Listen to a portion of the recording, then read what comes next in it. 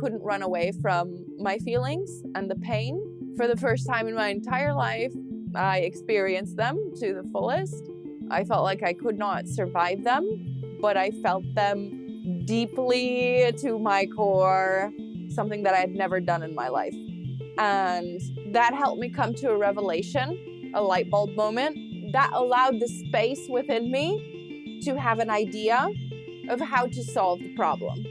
And so now when I have like a client, for instance, or even myself, when I'm feeling something very painful, I intend to feel the pain to the fullest. A lot of people are scared to feel that. And I completely understand because I had run away from it for my entire life, coping in very unhealthy ways because it's very overwhelming. We've never been taught how to manage this and how to sit with these dark parts of ourselves. Building that relationship first with my clients so that I can sit there with them. And me going through this kind of pain now allows me a new perspective on this. I'm not scared of the shadows anymore. It's painful, yes. It's scary, yes. But in some sense, I'm excited. What if a horse isn't just a hobby, but a mirror? What if the moment you stop muscling through and actually feel what you've been avoiding, the being in front of you changes too? Today's guest is Kasia Bukowska, horsewoman and artist, who rebuilt her life from the ground up after a sudden collapse forced her to slow down and listen. Within a single week, she went from training and competing to completely bedridden. And after a 9-month path to a lupus diagnosis, she's now medication-free. That reckoning shaped a method where horses become radical truth tellers. Honest feedback for your nervous system, boundaries, body language, and what you're really broadcasting. And yes, this translates beyond the arena to relationships, leadership, and everyday presence. In this episode, we dig into her heart-horse lens. While the most challenging horse or person might be the exact teacher you need, her choice to work with an aggressive young stallion without force, and what his explosions taught her about cues, consent, and anger, and a simple practice of slowing moments down, almost frame by frame, to see what your body said before your words did. Tune in with us to learn more about this fascinating equine therapy. I'm your host, Ryan Olekson, and this is Beyond 80%. Kasia, welcome to Beyond 80%. I am pretty excited to talk to you today. I am stoked. Love it. Love the energy. So great. One of the reasons I wanted to have you on this podcast is because I have a ton of animals where I live. But I will say my horses are by far my most exciting, lovable animal, but also my most challenging. That's one of the reasons I wanted to dive into horses with you today. I cannot wait to unpack this with you. And who knows, maybe we could even go into a situation that you had with one of your horses that was challenging, and I could help you find some clarity on that. Oh, I would love that because they are quite the unique creatures on this earth. But before we dive into that, I wanted to start with you and where your journey and your bond with horses began. The first time I smelled horses and sat on a pony, I was 3 years old. My dad took me to Griffith Park in Los Angeles. It was dangerous because what they did is they strapped you into a Western saddle and tightened a belt around you. And then they hit like a whip and the ponies started running in a circle. And then they caught them and brought them back. And that was your ride. I was so in awe. They put me on a pony. I was on another planet. I just knew that I could not get off this pony. So I started to throw a tantrum, which became very dangerous. There were multiple guys who tried to get me off, and then my dad came and I was just like grabbing the horse's mane, and so I stayed on a pony for 8 hours. I almost feel like there are two types of people in the world. There are those who just immediately take to horses and those who are, oh no, this is not for me, and they're very scared of horses. And I feel like there's almost an in-between person who they see the horse people, they see this passion, they get a taste of it, but it's not their thing. So those are the people who ride for like a month. So let's fast forward a little bit from the moment that you were 3 and tell me how you moved from the US to Poland.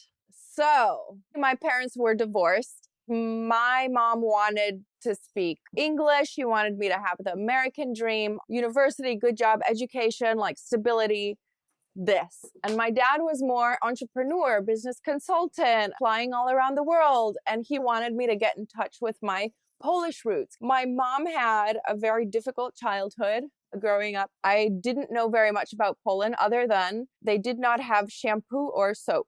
And what I imagined was just like, oh my gosh, why would I ever go there? What is that about? They don't have shampoo or soap in Poland? They do. It's just that when she was a kid and communism, there was not a lot of access to those kinds of things. It was very poor. She struggled to have shoes without holes. And so she only remembered those hard times and how much she struggled. And she didn't know how much things had changed where they might have a little more access to things. That's what I heard. That sounded awful. My dad told me it wasn't like that. And so he got me to go reluctantly. And I went. It was really exciting to see the different style of riding and caring for horses, the different type of horsemanship, the way horse shows are here versus in America. And it sparked my curiosity. I started wanting to come back every summer with my dad on vacation to ride horses, to get this new kind of training, because they trained very differently than how I learned in LA. And during this whole time, there was one specific barn that I fell in love with. I just wanted to go to this one barn every single summer. And there was this one baby horse. And I fell in love. I was like, this one, we need this one. And they're like, no, this baby horse is not for sale. He was bred for the breeder's daughter, amazingly talented rider, and he wasn't for sale. But 6 years later, they struggled with him. They sent him to different training places. He is a very difficult horse. I got the call, are you still interested in this horse? Because we decided to sell him. Yes! I was working 80-hour weeks sometimes, leased out 2 of my horses, had 4 credit cards, was homeless at some point, but yes, I don't know how I'm going to get him back here. I don't know how I'm going to do shows. My intention was to do Grand Prix, and he was the horse that I felt I could do it on. And getting a Grand Prix horse in LA is expensive. Yeah. So just for listeners who are unfamiliar with this world, can you describe Grand Prix and what it takes to actually compete? In a nutshell, it is jumping very extremely high. So at a high level of this kind of jumping, you do need a lot of professional training, but your horse also needs to have the condition, the stamina, and conformation to do this. It's very demanding physically on the horse and on the rider. So it takes a lot of skill, and to have a horse that has the capability to jump this high, this kind of breed, is a very pricey horse. A horse that's trained and has the experience in jumping big jumps like this is important for a timid rider or someone just learning at this height, because the horse can help you and take you there. Since I never trained a horse from 0 to jump this high, it would have been helpful for me to have a horse like this. This horse could carry me into my next level. He had the bloodlines, the conformation, and the strength and ability in his body to jump this big. So based on his background in bloodlines and previous training, that's why you were so drawn to this horse. Yes and no. Majority, yes, because that was my goal at that time. But another reason was that when I saw him, there was something about him I can't really say. It is a physical body reaction that I get, even with the horses I have now. It's an intuition, a flood of emotions. It's overwhelming, different levels depending on the horse. With one of the horses, I even started shaking physically and trembling, and I just started crying. I could not calm myself down. Logically, I was like, this is weird. And my body was doing something all on its own. And so that's what happened with this horse. I just had some kind of bodily reaction that was like, you need him, and that's it. I love it. So they call you 6 years later. Yes. And then from there, I'm assuming you bring him back to LA. That was the plan. But also finances didn't really allow that, because I don't have $8,000 at that time to bring him back. So it's just like, all I need to do is get my butt to Poland. So this is probably my favorite part of your story because I think it's so admirable how you gave so much trust in this situation. So instead of bringing him back to LA, you were like, I'm going to go to him. And did you know the language at this point? I knew a couple cuss words and I knew hello and bathroom. Oh, perfect. That's even Enough, more helpful. enough. To a country that you've been told when you were little that didn't have shampoo and soap, and you go over there. This is incredible. Was there a moment in your mind where you were like, what am I doing? Am I losing it? Or you were just all in on this?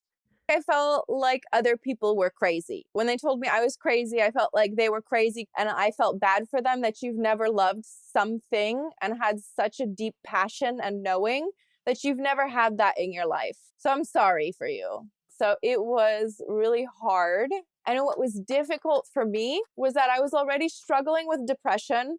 And I went to the countryside over there and I was a little bit overweight at the time. And I heard a lot of hate, like, look at her with all her money. Oh, she's overweight. You can totally see she's American. It was really hard for me to make friends. And so I felt lonely. The only being I could really truly connect to was my horse.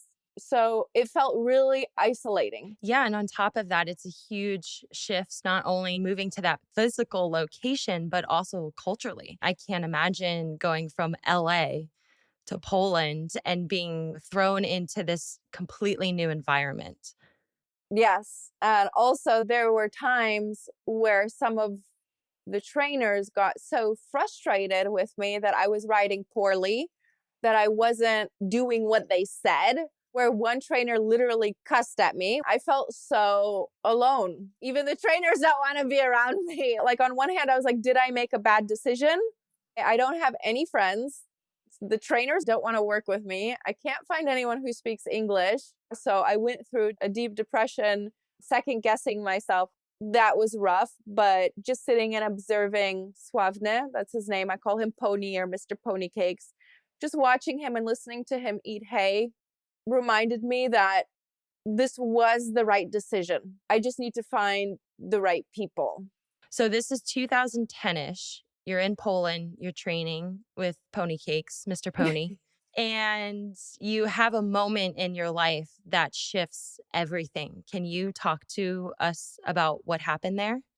Yes. After 2.5 years of finding myself, finding the right trainer, finding the right city, even jumping as high as 1.45 meters, feeling very proud, very enthusiastic, competing 2 times a month.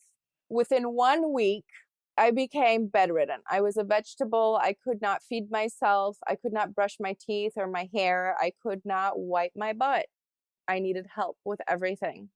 It was a shock because it happened in less than 7 days. And it took 9 months to diagnose me. I was in 3 different hospitals in Poland.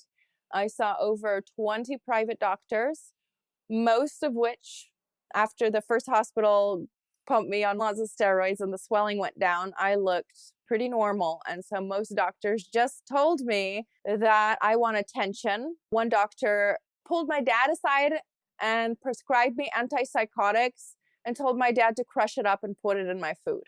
He didn't. The fact that a doctor would say I'm lying when I'm saying that I'm in widespread body pain and I'm having a hard time taking off my jacket. Can you help me? It's do it yourself because you're faking it. It was so hard because no one believed me. Doctors didn't believe me. Family didn't believe me because doctors have degrees and doctors know what they're talking about. There was only one person who believed me, truly, and that was my boyfriend of 3 months at the time. He reminded me that I'm not a psycho, that I do feel pain, and what can he do to help? He became my caretaker, basically around the clock. It was humiliating because in the beginning, when he's feeding me, that's cute. But then when it comes to you need someone to wipe your butt, I feel like I'm getting emotional now. That was really hard. Yeah, and you're coming off this struggle. You moved to this new country, learning this new language. You finally found your groove. You have the pony of your dreams. And then, bam, 7 days. That's insane. What did you even think in that moment had happened where you can't even get out of bed? I had no idea, but in my mind, I thought it's some kind of sickness, but that's okay because they're going to find it. They're going to give me some medications, and next month I'll be back to competing. And then the doctor who diagnosed me was at USC. I ended up flying to the US, and he was very serious when he was talking to me. And I was just like, what do you mean? This is so exciting. I have lupus. Because you finally have an answer. Yes.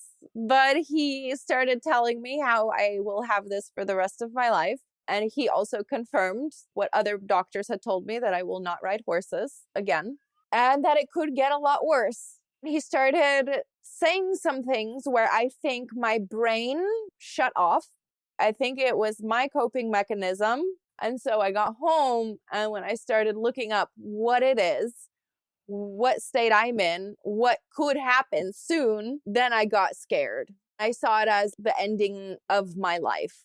And I didn't want it to go that way. I really wanted to end my life on my terms. I thought, if I can never ride horses again, if I can never brush horses again, then I don't want to be on this planet. I literally moved halfway across the planet for a pony, and now I can't even brush a horse forever. The thing is, like, I couldn't move and I couldn't do that. I just had to lay there with it in emotional pain and physical pain, which is exactly what I needed. The universe works in very mysterious ways and very painful ways at times, but in just the right way to wake you up to what your soul's purpose is on this planet. I couldn't run away from my feelings and the pain. For the first time in my entire life, I experienced them to the fullest. I felt like I could not survive them, but I felt them deeply to my core, something that I had never done in my life. And that helped me come to a revelation, a light bulb moment that allowed the space within me to have an idea of how to solve the problem. And so now when I have like a client, for instance, or even myself, when I'm feeling something very painful, I intend to feel the pain to the fullest. A lot of people are scared to feel that. And I completely understand, because I had run away from it for my entire life, coping in very unhealthy ways, because it's very overwhelming. We've never been taught how to manage this and how to sit with these dark parts of ourselves. Building that relationship first with my clients so that I can sit there with them. And me going through this kind of pain now allows me a new perspective on this. I'm not scared of the shadows anymore. It's painful, yes. It's scary, yes. But in some sense, I'm excited. You've been through it before, so you know what to expect.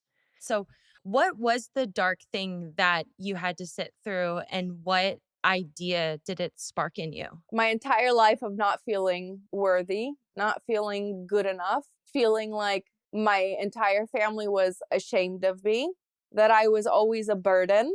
All of those feelings started to come up 18 million fold. Now I'm a burden on my family. Now I'm an adult, but someone has to take care of me. I felt awful, unworthy, unlovable, disgusting. I felt ashamed.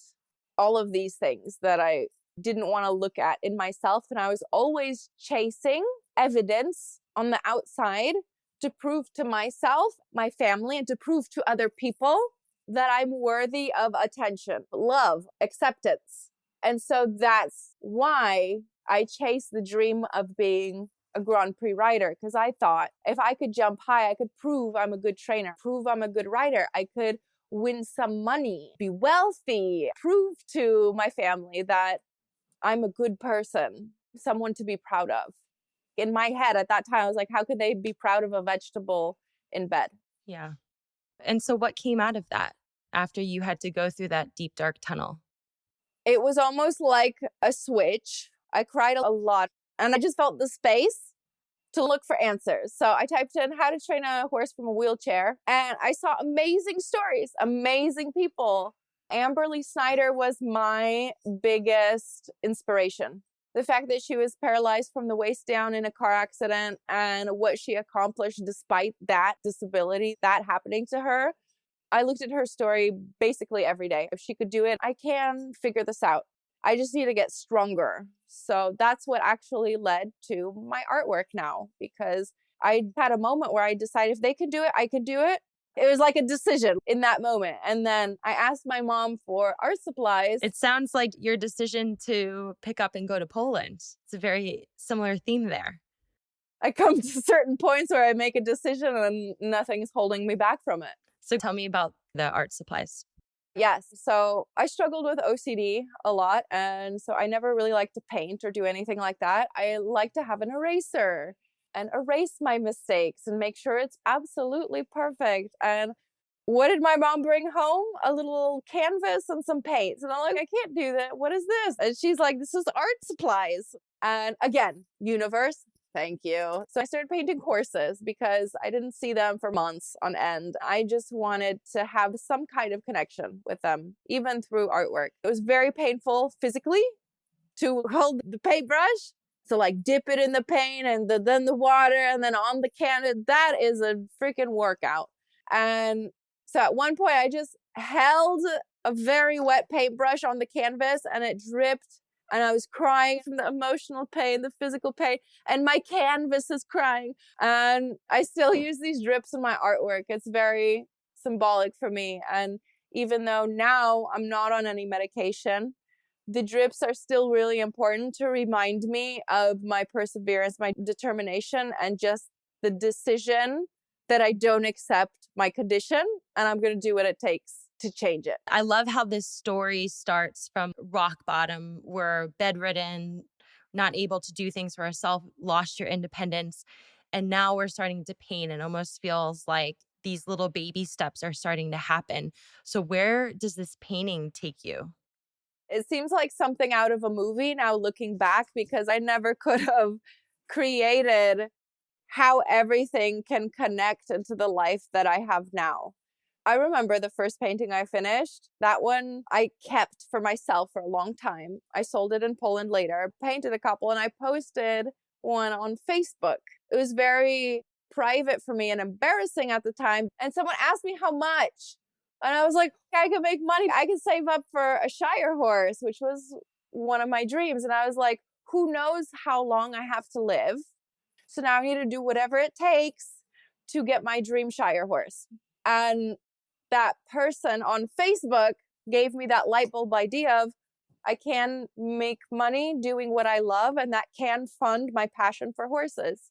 So next decision is going to happen. And that's Boom, it. done. Yeah. Go big or go home. Yes.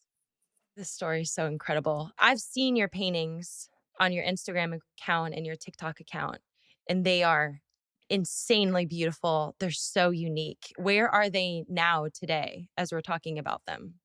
I have an art studio. Some are in progress and have been in progress for 5+ years. Each one encompasses a whole transformation and story within me. It'll take me a couple more years to finish it, but I have sold a lot of paintings all over the globe. Yeah, love it. So where do the ponies come back into your story? Because you mentioned before that you're in a wheelchair. You're still trying to gain your muscles and gain your strength. So at the time, I only had one horse back in Poland. I was still in the United States, in LA, getting back on my feet, using the walls and things like that to help me. I was just very determined, and I just wanted to go back home and be around my horse. So I went back to Poland. I continued to paint and sell and save up for a horse. I started teaching English lessons as a native speaker. I saved up half the amount I needed for a Shire horse. I asked my parents for help, and they said, "Are you crazy? You still struggle to walk." And then I got really sad again. And then, ding, light bulb. I could do it myself. Why not? I earned half. Just gotta like double down a little. I made the other half. And then I decided to negotiate and figure everything out on my own and not tell my parents. I did it. I felt unstoppable. That gave me a boost of energy. And I got hungry for that feeling again. And the next month, I bought another Shire horse. Because why not? Yeah. And then the next month, I was looking for more Shire horses. And I ended up buying an Akalteki, Irish sport horse cross, which is not a Shire at all. But there was something about her picture. And I was like, oh, the bodily reaction, I can't stop it. This is a sign. So I bought 3 horses in 3 months. And I kept them a secret for a year. And everyone, the medications are working so well. You're so lucky. I was like, yes, I'm so lucky the medications are working so well. But the medication was really these new ponies that you got. Yes. And what's also special is that I really wanted very green horses or baby horses. The first Shire I got was 3 months old, and she came when she was 8 months old. But I thought, oh my God, I'm going to be over 30 by the time I sit on her. What if I don't live that long? So I need to get another Shire that's a little older just in case. If I happen to find a Shire, then I'm going to get her. Then someone sent me a message. Hey, I heard you were looking for a Shire, because I messaged everyone in the UK. And so he sent me this horse, and I wanted very different horses so I could test my method of what I was understanding with Suavne, what I was learning about myself emotionally, and how I could use these emotions as a way to connect better with horses. So I had a very amazing sports horse. Now I have a baby Shire horse. I got a 4.5-year-old Shire that's also very green.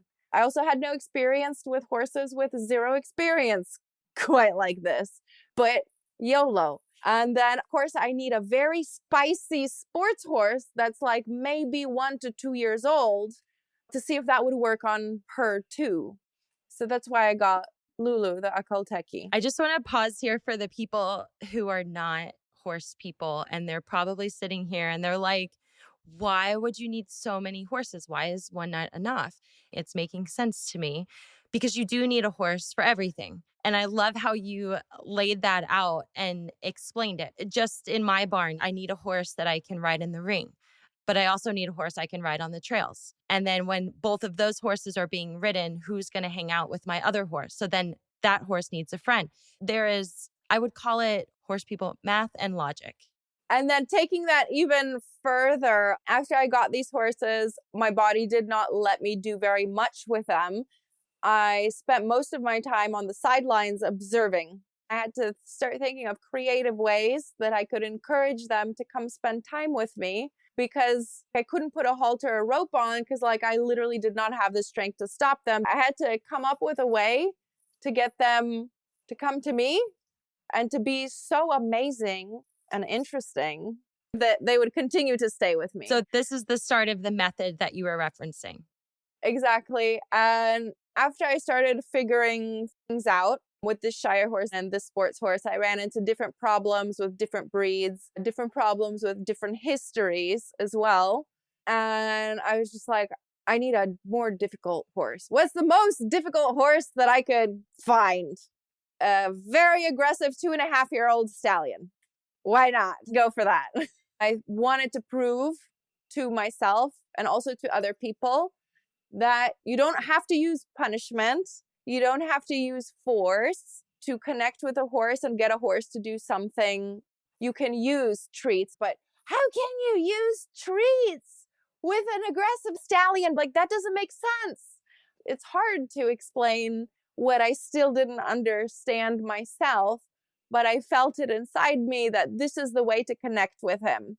I told you about these bodily reactions that I have that are so overwhelming, and it's specific to a horse because there's a specific horse that can help me work on exactly the right thing that I'm ready to work on, that my subconscious is ready to work on. And each of my horses is different and helps me with a different trauma, a different aspect of my personality that maybe I've hidden. This aggressive stallion helps me tap into my anger, how to deal with it and be assertive, because I wanted him to tell me and give me signals like my other horses when they're uncomfortable or when I have crossed their boundary. That everyone always talks about, oh, your horse needs to respect your boundary, but no one ever talks about why don't you respect your horse's boundary? And so he was treated in a way, a lot of people think it's a stallion. A stallion cannot bite or nip, and you need to like reprimand them. So he held everything in, and I could see it bubbling and festering inside of him. And I felt like he was so misunderstood. And I want him to be able to tell me when I crossed a line. He would just hold it inside. And when he would explode, he would attack. He would try to rear and come down on you or lunge at you. When a horse kicks you with their hind legs, you fly away. When a horse rears and wants to land on you, it's with the intent to liquidate you. And so that was really difficult, and I was injured quite a bit. I don't know how I didn't break any bones. I cracked a rib. I lost a tooth, and once he threw me into the electric fencing, so that was great. Wow, just small little injuries working with this horse, nothing serious, right? I didn't break any bones, so I'm very proud of that. When I made a mistake like this, where he had such an explosive reaction, it made me really remember what I did that triggered him. For the rest of my life, I will always be looking for these cues because it's now ingrained deeply into me to look for these things, especially in aggressive horses. It also made me think and analyze what was the series of events that led up to this. Can I now dissect what it is that made him so uncomfortable that I did not recognize earlier? So when it comes to these cues, would you say that every horse has a different cue, or are there some universal cues that these horses have across the board? Both. So when you walk straight up to a horse in a straight line, it's like you're a predator, you're attacking them. So for a horse that trusts people, they might not even think twice. They will probably just walk up to you as well and meet you halfway. But a horse like Berlin, it was very important not to do that. I would walk on a curve and always make sure that my hips, my belly button was not pointed directly at him. I would also be hunching my shoulders to show that I also don't mean a threat to him. Yes, in some sense, I want to show leadership and that I'm confident, but with this specific horse and how he's feeling unsafe, I want to show him as much as I can. I don't want conflict. And on those lines, you had mentioned earlier that he helped you with some of your own anger. How did you come to that conclusion? At the time, I had a psychologist, and I found that when my psychologist touched certain topics, emotions came up. It was too hard to talk about. I would shut down, or I would just start talking about horses. And there was a moment where she helped me uncover one of the lessons, and it made so much sense. And that was when I was like, oh my gosh, every single interaction I have with my horses is exactly this lesson. It's like secret therapy that no one's talking about. For instance, I would talk about that my horse was doing and how it made me feel was really a parallel of how maybe someone else was treating me in some way, or how someone else did something that made me feel those same feelings. It was like they were mirroring a kind of relationship that I had maybe with someone else or with myself. So when I used words like, Roxy's so much fun, she's so confident, I adore her. Sometimes she just really tries too hard. She just needs to be more playful. And it was like, can you do that? Can I say that to myself? Can I say, Kasia, you shouldn't try so hard? I could not say that. I cried for like the next 45 minutes. So anytime then, when something came up with my horse, and I would feel this frustration, then it was like, in what aspect in my life is that relating to right now? For instance, this is when he kicked me and threw me into the fencing. I was brushing him for like 2 weeks at Liberty. Everything was going super amazing, super amazing. And so I got my favorite dress, did my makeup, asked my dad, can you come later and take some pictures of me? So I was brushing him in this beautiful dress. And I was brushing him like always, but now I had different intentions. I wanted some nice pictures. I was a little too confident because I wasn't paying attention. I was not 100% focused on him. There was a percentage that was focused on, oh my God, I can't wait to post this on Instagram. And then I wanted to make sure his face is perfect. I've brushed his face before, but the thing I did not pay attention to is that in all of the other times before, his head was up. This time he was eating hay, but I was thinking he has positive associations because he's eating hay, so he feels safe right now. But no, me squatting down was like an attack on him where he was not ready for that. And I was not present and aware and focused on him enough, where he very quickly told me how wrong I was and how much I crossed the line. At this point, I assume that you're out of your wheelchair because you mentioned you put on a dress, you did your hair. So you've gotten yourself strong enough and you've started to experiment with this method. Based on this, I want to switch gears and talk a little bit about the heart horse experience. What is the core philosophy and how do horses co-create healing spaces? So I honestly feel that any horse can be your heart horse if you let them. These specific horses helped me find what parts of myself needed to be tended to so that I could come to this conclusion and see it. Every horse has really something special about them. If someone has a horse in their life and they're really struggling, too many times I hear, oh, I'm going to sell this horse and get another horse. That you haven't learned your lesson. The horse was here to teach you something specific. They are your heart horse. And I hear people say, I had a heart horse and that was when I was a teenager. No horse will ever come close to that. In my opinion, that's putting a wall between another kind of connection. No, it's not going to be the same connection. That horse helped you with a certain part of yourself. And now this horse that's in your life that's challenging you and frustrating you. Maybe you had big goals of jumping high, but now this horse is injured and now you can't jump high. That horse is there in your life injured for a reason.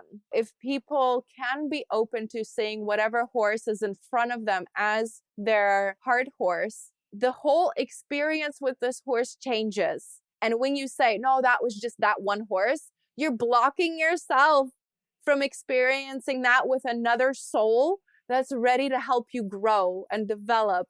And sometimes something big or explosive might happen with this horse so that you wake up. I really love your perspective on this. So with the heart horse experience, can you walk us through a session from start to finish on how you work with horses and their owners? If I've never worked with them before, we get on Zoom for 30 minutes to talk about their intentions, their struggles, their issues, because their intentions give me a lot of information about maybe some belief systems that they have that's blocking their connection with their horse because they're so focused on this goal that they're not open to seeing these lessons. So first I get to know their intentions, then I give them an exercise based on that. It could be something as simple as get your horse to walk to you in the paddock. It might take 30 seconds. It might take 10 minutes, but I want to see the entire thing. I want to see what happens if the horse walks away. I want to see how they react, their body language as well. And then I play it back on the screen and we slow it down. People think of this as a mistake, a failure. That's not. It's just some kind of miscommunication between you and the horse. Let's dig deep and analyze why this miscommunication happened on your end. And that could be because of something that happened in your childhood. But when we talk about what's going on, what did the horse just do? The horse just walked away. Well, how did you feel in that moment? Oh, I didn't care. Really? Because in this video, it looks like you're stomping. Let's rewind from the beginning and look at this here. Look how you're walking here. And now let's fast forward. Look how you're walking here. Do you see a difference in energy? And so we can break it down like this and then see how the horse reacts as well. Because when there's a moment where they surrender and then the horse walks over to them, why do you think the horse came right now and not before when you were trying so hard? It was because their intention was to soothe their ego and prove that the horse can come over to them. they weren't fully present. And the horse feels that energy, that type of frequency. Horses are very attracted to authenticity, whether that be in sadness or happiness. They're just like, I'm a magnet when I'm true to those feelings. And so, yes, I can help people understand a horse's body language and body signals, but we also really need to zoom in on their body language and their body signals. How would you say horses mirror internal states like trust, fear, or presence? And how do you guide clients in decoding those signals? Depending on the horse, they might react in a different way. For me, when I have my horses, I know them so well that when a client comes and we're talking on the way up to the paddocks and I open the gate, whatever horses come out, those are the horses that we're going to use. I already know in which direction we're going to go because I know what they have helped me with. For instance, let's just take Mr. Ponycakes, who's very confident, very grounded, and you need to prove what's in it for him if he's going to even look at you because he knows his value and his worth. I love that about him. And then Lulu, who's very free-spirited, fast, spicy. And let's say both of them come.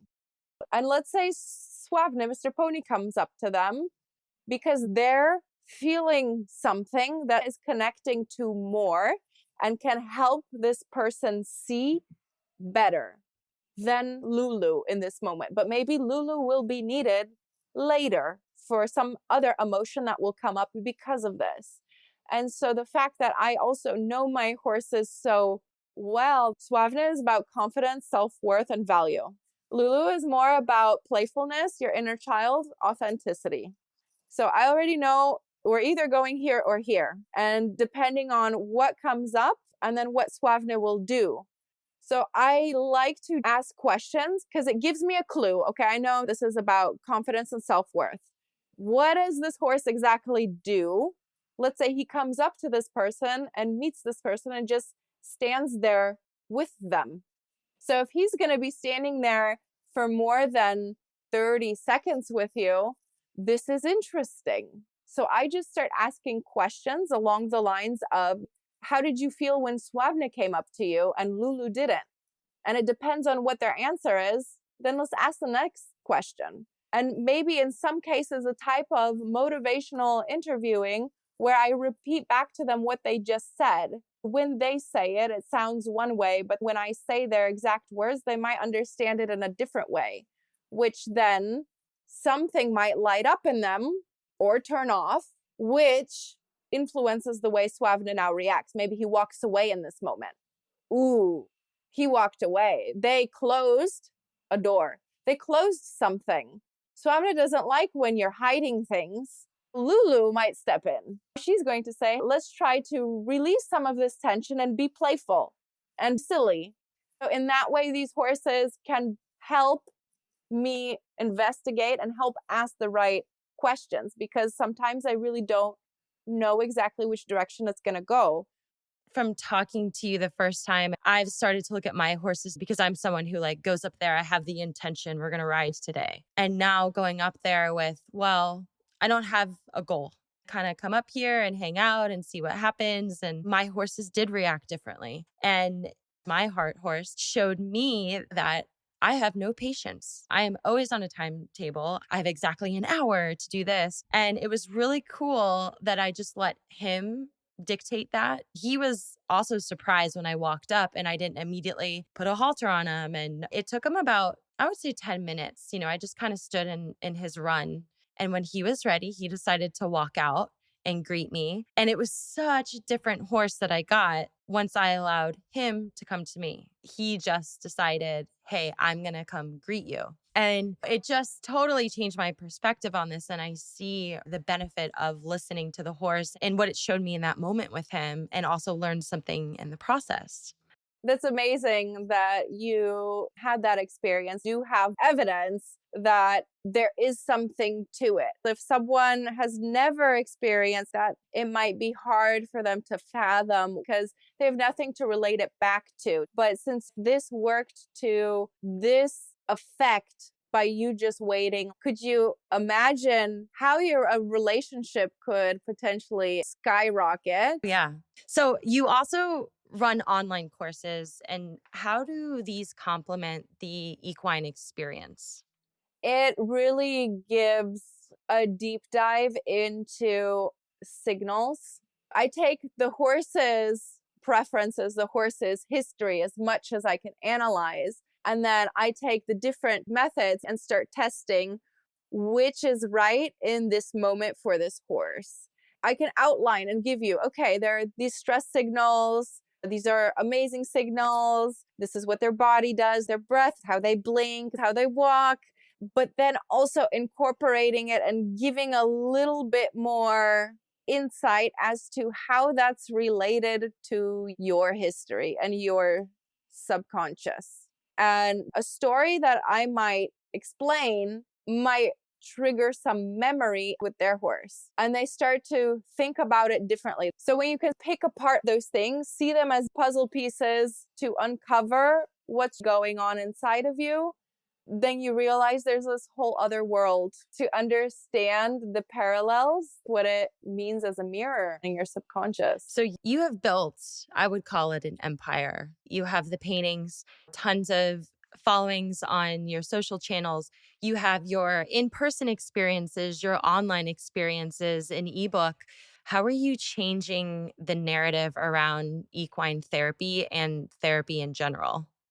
I think I'm bringing a lot more light to the aspect that anyone who can even be near a horse has access to healing, emotional healing. But what hooks people is that they see what could be possible. Like, I've accepted that I don't have to prove to everyone, because the right people will be so curious. Like, how did you do that? I did a lot of trauma and emotional work.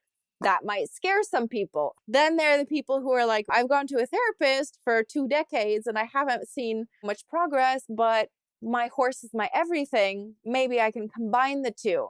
And because I have some videos, it might be over 52 million on TikTok, people get curious. I'm finally able to reach the right people. I'm so thankful for social media, this option to find the right people who might be curious, but who also might be embarrassed about it, because they might be at a barn where everyone's riding and jumping, but I just want to look at my horse. There's this little like seed that's in there, and by watching my videos, that waters that seed and allows this part of them to blossom, and that part of their relationship with their horse to blossom. I love that. The pressure of riding them. You can still have a horse and enjoy them in all these different ways. And talking to our listeners who don't have horses, what would you say to them if maybe after they listen to this, they're a little bit interested in equine therapy, or maybe just being around a horse and picking up some of this great energy that we're talking about? I would say if they could find someone in their area who might be a horse behaviorist, or maybe they have experience with equine assisted coaching, that would be the best place to start, because you don't start from the saddle. When you meet someone who can explain, when you feel safe, then the horse feels safe. It's just like the snowball effect of good things happening. So if you can start not in the saddle, but just learning from someone who can explain these signals to you, someone who can be very objective and not push on you, then it's a whole different type of lesson. What is one thing that you hope anyone listening today takes away from this conversation? If they are around a horse or any animal for that matter, and they feel something, to feel it to the full extent, allow it to expanding your body wherever that may be. What is that feeling? If you can't put a name to it, maybe it's not necessarily fear. Maybe it's something else. Maybe it's anger. Go with a color. Go with what is the temperature, even if it's negative, because that emotion this animal has just triggered in you, this is something your subconscious has declared ready to work on. And if you ignore that, it's going to come back again and again, and maybe louder and explosive until you wake up. So any emotion, sit with it. That is so well said. Kasia, I want to thank you so much for joining us today and nerding out with me on horses. I think your approach is incredible. Your paintings are wild, and really enjoyed meeting you, getting to know you, and following along as you take over the world. Thank you so much for having me. I'd love to hear your thoughts on this episode and further topics we can explore on this podcast together. So leave a comment below or reach out via email at beyond80%@gmail.com. Make sure to subscribe to the show so you never miss an opportunity to think, question, and evolve. I'm your host, Ryan Olekson, and this is Beyond 80%.